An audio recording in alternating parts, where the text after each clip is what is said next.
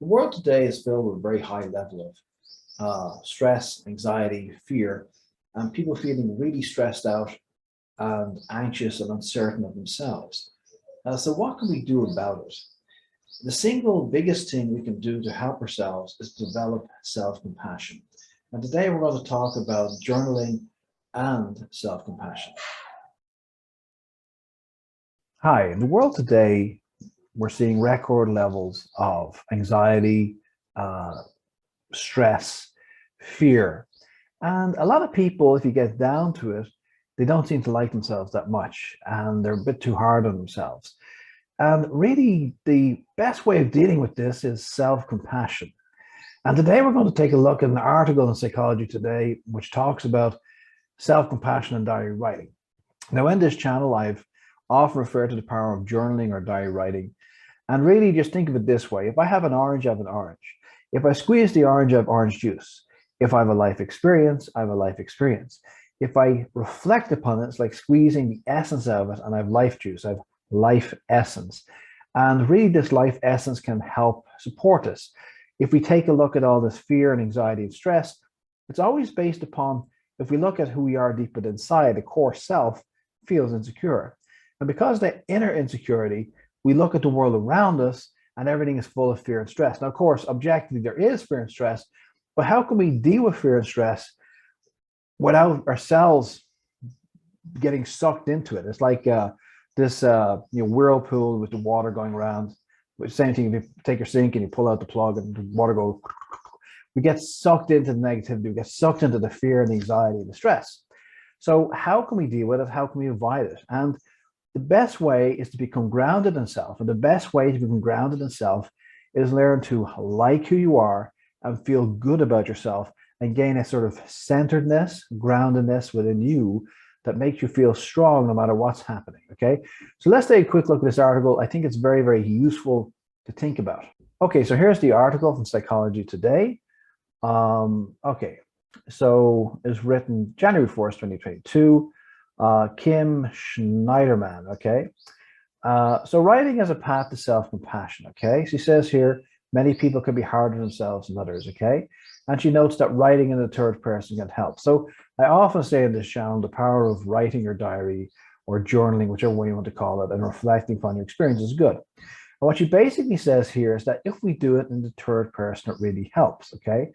She says here, it's possible to see challenging life chapters as personal growth adventures by writing about the obstacles you face in a more expansive third person. The third person is, instead of saying, I did it, you can say Dermot did it, okay?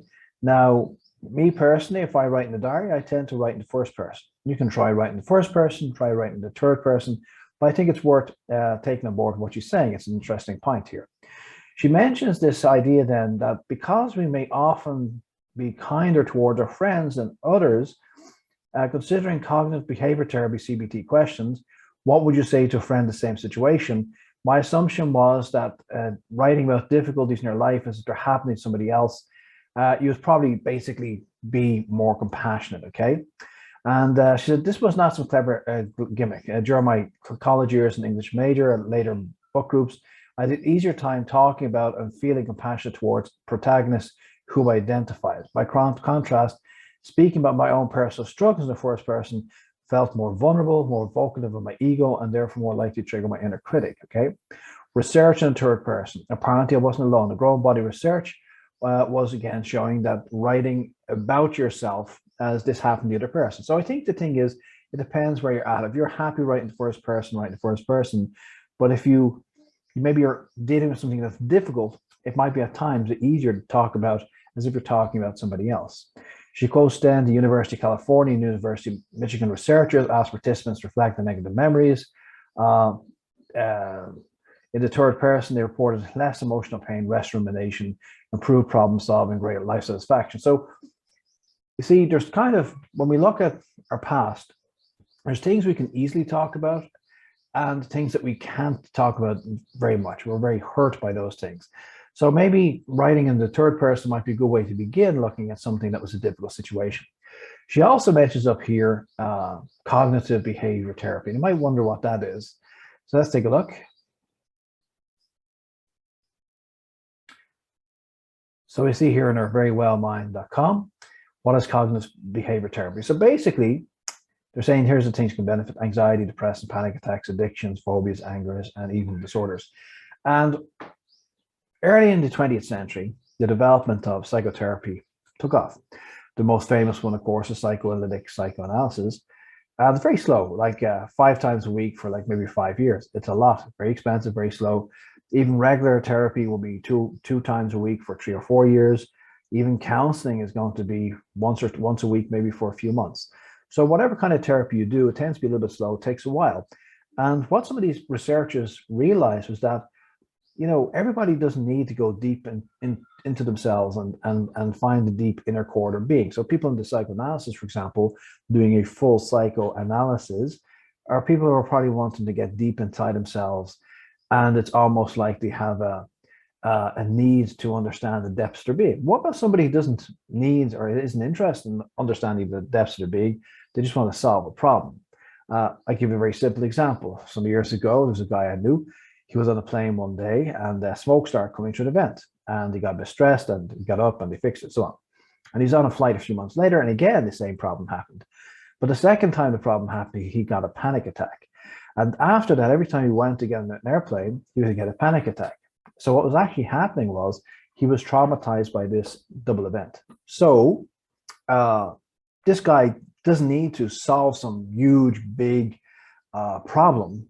He just needs to be able to get on an airplane and not have a panic attack. And this is where CBT, cognitive behavior therapy, is very good. So what they discovered is that language is very powerful, and the way we use words. And so linguistics, and this is again something I say in this channel from time to time, that we're living in language, and the words we use have a very, very powerful effect.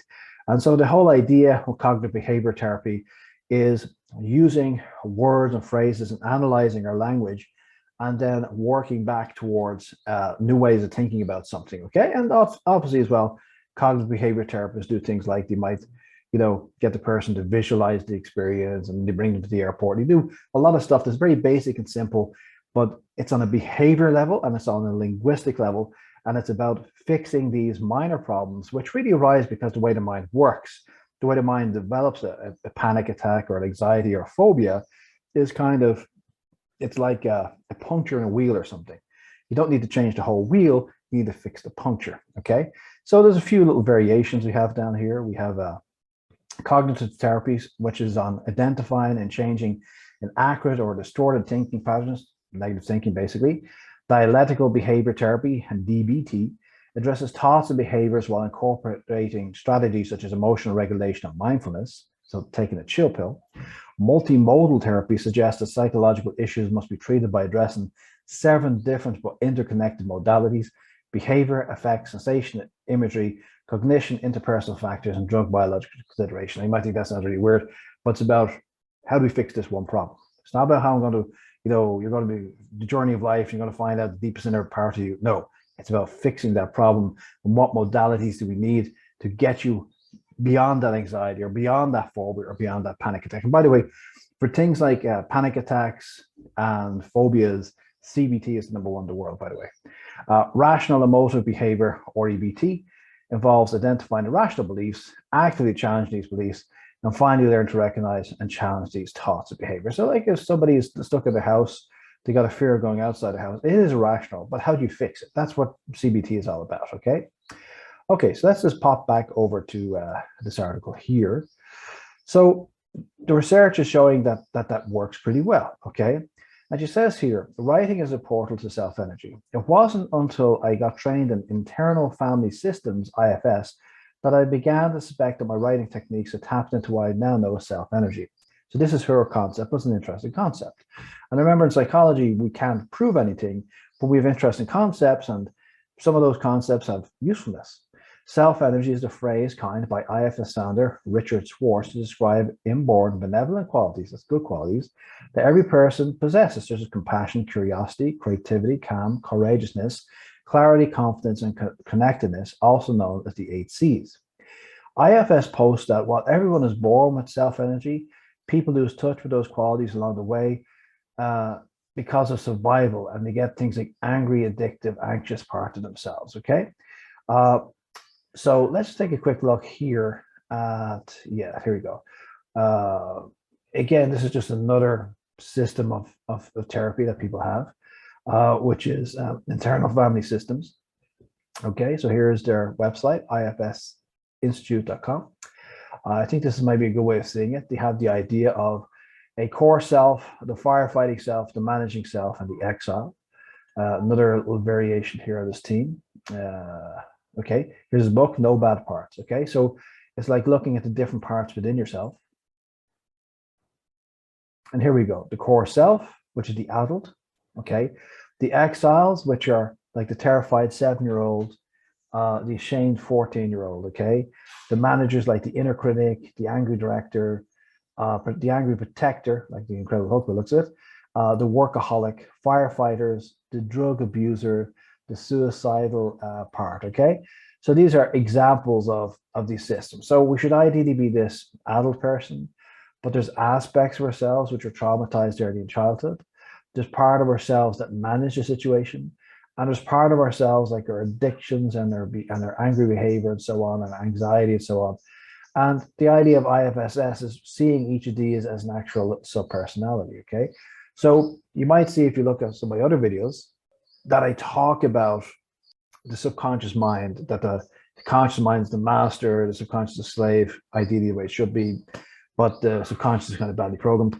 That the subconscious itself has no ego. As a system, as an organization structure, it hasn't, but does have subpersonalities. And we're looking at the subpersonalities, okay? So she was talking about that strictly speaking, they're quite different. But if you go through the article, you see that she found that when people were talking about the parts, because the idea of an IFS is you will talk about those parts, as the founder, Dr. Richard Schwartz. There are no bad parts, okay? So each thing is doing what it needs to cope with the life situation, okay? And she found that people were talking about, my addictive side thinks this, my protector side thinks that, okay? My nurturing side thinks this, okay? So this is it's an interesting therapy. There's many different ways of doing therapies and so on. What's just an interesting way where you look at each of these personalities. And what she was finding, let's take a look at what she says here. I can't help but notice that when my IFS clients dialogue with different parts of themselves, they refer to those parts in the third person. She's telling me she feels lonely. He's sharing that if he doesn't stand up for me by getting angry, people will take advantage of me and I'll feel like a doormat, okay? By witnessing their parts this way, clients often become more compassionate and curious about themselves in ways that have not been previously accessible, just like my third person writing exercise, okay? It says here, this leaves me excited about the possibility of writing in third person. All right, so get back to the article there. So this is Kim Schneiderman writing as a path to self-compassion. And what I like about it is there's a couple of things. One, I'm a big fan of reflection. I'm a big fan of journaling through life and writing. And sometimes I kept a journal, sometimes I haven't. I see it as a tool. I'm not obsessive about it. But to reflect upon your life, okay? At least to get what I like to call your life story, that you have perspectives on your life. Because most people don't have a life story. They just think stuff happened to them. And some people walking around totally traumatized. They're oppressed all the time. And other people are just in denial. Oh, I had the best childhood ever. Everything's all fun. And that same person might have had all sorts of traumas. So the person is walking around like a super happy bunny all the time, thinking that everything was great in the past, but now they have lots of problems. But no, my childhood was great. Everything was great, because they're in denial. They're not capable of looking and reflecting upon what happened. And then we have the other extreme on the other side, is a person just one big open sore all the time, and they never can see the good. So I think it's good for these people to reflect and gain their own life story. And then, the person has this, I'm not happy now, but everything was great when I was a kid. We'll start seeing that things weren't all roses when you're a kid either, because if you're unhappy now, something happened to you during your childhood or youth that you had difficulty dealing with. The person who's continually traumatized needs to gain new perspectives. There was a very nice film a few years ago. Jack Nicklaus, As Good as It Gets, and it's from the 90s, I think, but it's basically about a writer, but he's got OCD, obsessive compulsive disorder. And he's one of these guys that's an open sore. He's just always traumatized and can't get beyond his obsessive personality, and he's very trapped. So that guy throughout that movie, his arc is he's still got OCD, but he's gained some perspectives. Okay. And this gets back to this nurturing aspect. And this is what I really like about, check the movie out if you get a chance, very good movie. What Kim Schneiderman is saying here, which is the power of compassion. So the thing that's going to help you deal with life and deal with stresses is having an inner strength. But that inner strength has to be based upon learning to love yourself, learning to respect yourself, learning to like yourself. And when we start writing and journaling, we start gaining perspectives and we start seeing things in a different way. If you're very traumatized or very super critical of yourself, I think you'll find writing in the third person pretty good. I tend to write in the first person, but that suits me. But I never tried writing in the third person. Maybe I should have tried at some stage as well. I think definitely if you're very traumatized or you really hate yourself, it's a good way. Like an awful lot of people have this thing where they really don't like themselves. And you got to befriend yourself. Okay. If you want to deal with all the anxiety and stress and stuff, because life is always going to have this external objective stuff happening. But how do we deal with it? How is it that both people are moaning and groaning, but some people are genuinely upbeat and positive? And when you find those people, I'm not saying false people, some people are just pretending to be positive. But if you look at the people who genuinely are upbeat and positive, you'll find that they like themselves. And you'll find that they have a compassion about themselves. And they laugh and they joke about the painful experiences they had years ago. And yet they were painful, but they've transcended in some way because they're no longer either denying it, maybe disliking themselves, or getting lost in it and being this open sore all the time. So self-compassion is the key to becoming this stronger version of yourself. You have to learn to love yourself and like yourself and accept the mistakes that you made, but ultimately be able to love yourself. And if you get back to this, I think this is a good one here. Okay, there's no bad parts.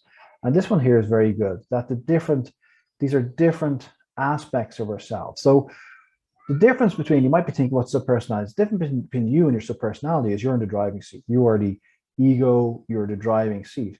But you do have subpersonalities. And as it says here, there's no bad parts. So the key isn't to be, tormented by yourself, hating yourself, or denying. The key is to learn to accept all the different aspects of ourselves and realize that those different aspects developed as coping mechanisms for dealing with life. Okay, so self-compassion is the way forward. If you haven't tried it, try journaling and all that, and try in the third party as well and see how you get on. But that, I feel personally, is the inner strength that will come is when you like yourself deep down. And you're only going to like yourself deep down when you have that inner compassion. And then instead of getting sucked down the whirlpool, you'll be strong. Okay, you'll be flexible. Like the example I like there is we used to have a willow tree outside the house. No matter how windy it was, go this way, go that way. We have this inner flexibility and inner strength when we have deep compassion for ourselves. And guess what? You can't truly have deep compassion for others unless you have deep compassion for yourself. You must learn to love yourself, have compassion for yourself, accepting yourself. And the other strangest thing is when you really have compassion for yourself, you're going to have compassion for everybody else, no matter how terrible they are. You're going to know what it's like to walk in the shoes of somebody else because you've accepted yourself. And when you accept yourself, you accept everybody else. When we have self-compassion, we are grounded in ourselves, and that makes us really strong. And the strange thing is, if you have compassion for others but don't have compassion for yourself, there's something wrong with it. There's something imbalanced. And there's always be some pain and suffering, and you might be lost in other people's suffering, but then you can't seem to console yourself. But when you have compassion in yourself, you won't have any of these problems. Because when you learn to be compassionate in yourself and love yourself as you are, you will immediately accept everybody else. And because you've walked in their shoes, because you have accepted your own self, all your failings and everything, you've accepted them. And then you can, when you truly love yourself, you can truly love others. And then even when you go to help others, you won't be getting lost in it. And you won't be one of these people who's endlessly doing stuff for other people, but you can never be with yourself because you really hate yourself. No. You will do what you need to do to help other people, and you won't be attached to the results. And you won't be upset whether they accept it or don't accept it. You will love them and accept them as they are because you love and accept yourself as you are. No conditions required. Try it out. See how you get on. If you liked the video, please like and subscribe. I'll talk to you next time.